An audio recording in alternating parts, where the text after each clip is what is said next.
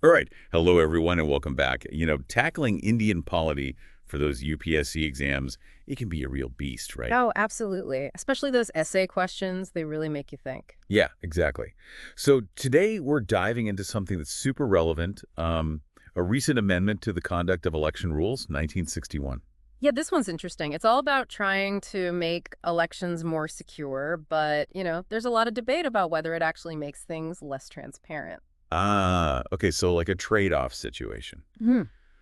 Well, for those of us who haven't, memorized the entire rule book, could you maybe break down what this Rule 93 thing is all about and how it's changed? Sure. So imagine you want to know how your local election was run, right? Before this amendment, Rule 93 basically let anyone request and get access to a ton of election documents, like think nomination papers, polling booth records, even, how the money was Oh, spent. well, so it was like a totally open book system now. Pretty much, yeah. The idea was to keep things transparent and make sure everyone was accountable. Makes sense. So what's different now? Well, now you can only get the documents that are specifically listed in the rules. A lot of information, especially anything electronic, is way harder to access. Electronic records. So What? CCTV footage from the polling booths? Digital voter lists? Exactly. And that's what's causing all the fuss. The Election Commission, the ECI, says this is to protect voters' privacy and prevent people from misusing sensitive data. I can see think about all the deep fakes and fake news going around. It could get really messy if that stuff got mixed up in an election. Absolutely, yeah. And, imagine someone using leaked footage to intimidate voters, especially in sensitive areas. Right, that's a good point. So the ECI is trying to prevent that kind of thing. But I'm guessing not everyone is happy with these changes. You guessed it. A lot of people are worried that restricting access, even for good reasons, might actually make elections less transparent. I see. And this isn't just some abstract debate, right? This is something UPSC aspirants need to understand for the mains exam. Absolutely. It goes straight to the core of how Indian democracy works. Mhm. Figuring out the balance between security and transparency, that's a key issue you guys will need to grasp. Right. It's not just about memorizing the rules, but understanding the big picture, how this stuff affects the whole system. Exactly. And one of the big concerns is about documents like, the presiding officer's diaries or the reports from election observers. Yeah, one of the sources we read, an article by an RTI activist, really highlighted that. They said, without access to those, it's basically impossible to hold election officials accountable for anything shady that might have happened. That's a valid point, and it's not just activists who are upset. The opposition parties are really fired up about this too. Oh, so it's turning into a political battle as well. Big time. They see this as the government trying to hide things, make the elections less democratic. So this amendment, it's really stirring things up. Hmm. And it makes you wonder, what are the long-term consequences going to be? Yeah, that's the big question, right? I mean, the ECI might have good intentions, wanting to protect things. But if people feel like the election process is becoming a secret, they might start to lose trust in the whole system. Oh, that's a scary thought. People not trusting elections. And you know what happens then, right? People stop voting. Hmm. They become apathetic. And that weakens the entire foundation of our democracy. So it's not just about this one rule change. It's about the bigger picture, the health of our democracy. Exactly. And that's why understanding these nuances is so important for future policymakers. It's about being able to analyze these complex situations and figure out the trade-offs involved. Okay, so we talked about the downsides. But to be fair, let's hear the other side too.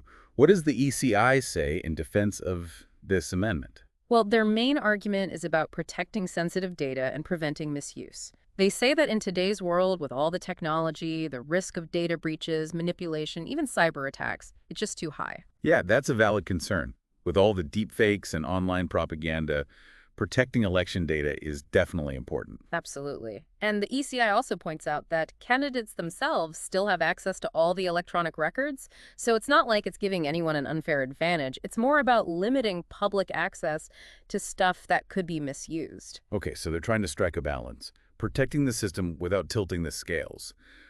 But I'm guessing this whole misuse thing is pretty vague, isn't it? I mean, who gets to decide what counts as misuse? That's one of the big criticisms of the amendment. It doesn't define misuse very clearly, so it's open to interpretation, which, could lead to all sorts of problems. Like what? Well, imagine someone requests information and the ECI decides it could be misused, even if it's perfectly legitimate. That kind of ambiguity could be used to silence critics or suppress information that the government doesn't want out there. Ah, so it's like a loophole that could be exploited. Exactly. And that's why a lot of people are calling for clearer guidelines, more transparency in how these decisions are made. Because at the end of the day, it's about trust, right? People need to trust that this system is fair and transparent. Absolutely. Without that trust, democracy just doesn't work. So it's a pretty tricky situation, right? Trying to Yeah. balance these different needs. Yeah, it's definitely a tough one. And this is where things get really interesting for you UPSC folks. Because this isn't just about knowing the rules, it's about understanding those deeper implications, how these changes could affect the way our democracy functions. Yeah, the big picture stuff. Yeah. Okay, so we've talked about the ECI side, the security concerns and all that. But let's flip it around. What are some of the arguments in favor of this amendment? Why does the ECI think it's a good idea?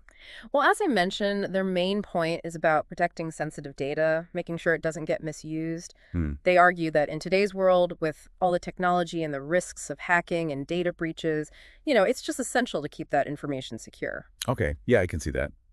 With all the deepfakes and online propaganda we see these days, protecting election data is super important. Exactly. And the ECI also emphasizes that candidates themselves still have access to all the electronic records. So it's not about giving anyone an unfair advantage in the election. It's more about making sure that sensitive information isn't out there for anyone to potentially misuse. Okay, so it's about striking that balance. Yeah. Protecting the system without creating an uneven playing field. Makes sense. Mm-hmm. But you mentioned earlier that the whole misuse thing is kind of vague. Like, who gets to decide what counts as misuse? Yeah, and that's one of the main criticisms of the amendment. It doesn't define misuse very clearly. So there's a lot of room for interpretation, which, could lead to problems. Such as? Well, for example, someone could request information that's perfectly legitimate, but the ECI might decide that it could be misused and deny access. That kind of vagueness could be used to silence critics or prevent information that's embarrassing to the government from getting out. Ah, so it's like a loophole they could exploit. Exactly. And that's why a lot of transparency advocates are pushing for clear guidelines and more accountability in how these decisions are made. Because without that, people might start to lose trust in the fairness of the system. And trust is kind of the foundation of a healthy democracy, right? Absolutely. If people don't trust the process, they might not participate. And that's dangerous for everyone. Okay, so lots to think about here.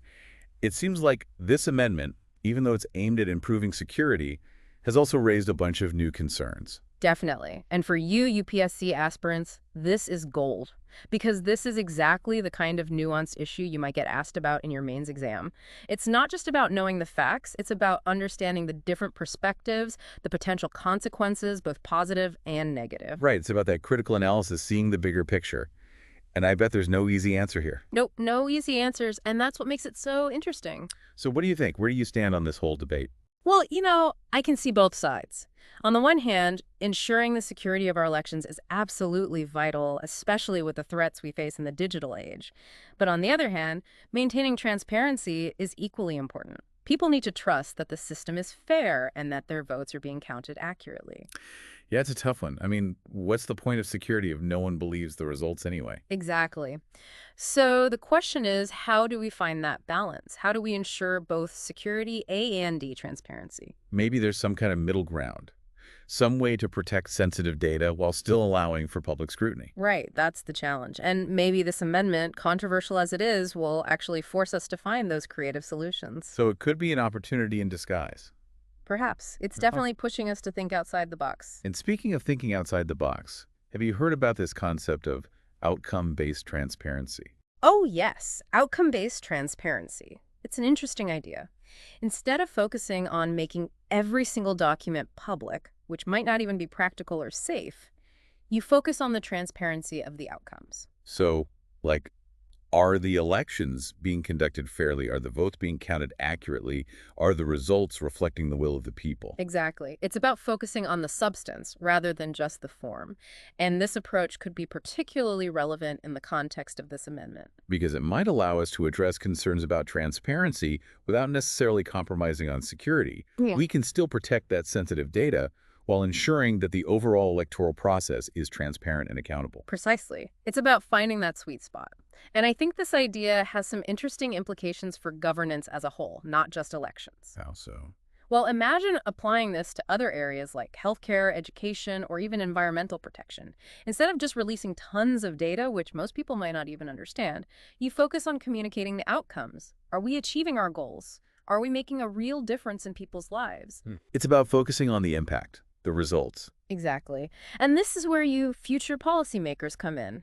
By understanding and promoting this idea of outcome-based transparency, you can help shape a more effective and accountable government. So instead of getting bogged down in all the negative aspects of this amendment, maybe we can see it as a chance to come up with something better. Exactly. Let's use it as fuel for innovation. Let's put on our thinking caps and figure out how to make our democracy even stronger.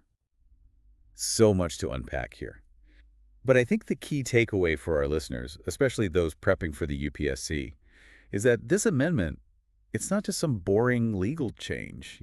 Right, it goes way deeper than that. It's about what kind of democracy we want for India. Exactly. It's about finding that balance in a world that's constantly changing between keeping things secure and making sure people feel like they're in the loop. And that's what makes it so relevant for you guys, the future leaders of the country.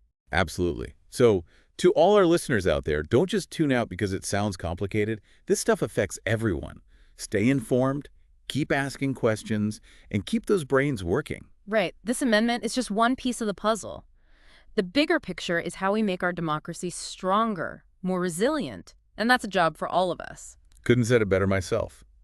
And speaking of staying informed, make sure you hit that like button and subscribe to our channel for more deep dives into the stuff that matters. We'll be back soon with another episode, tackling a new topic, a new challenge. Until then, happy studying and good luck with your UPSC journey. See y'all next time.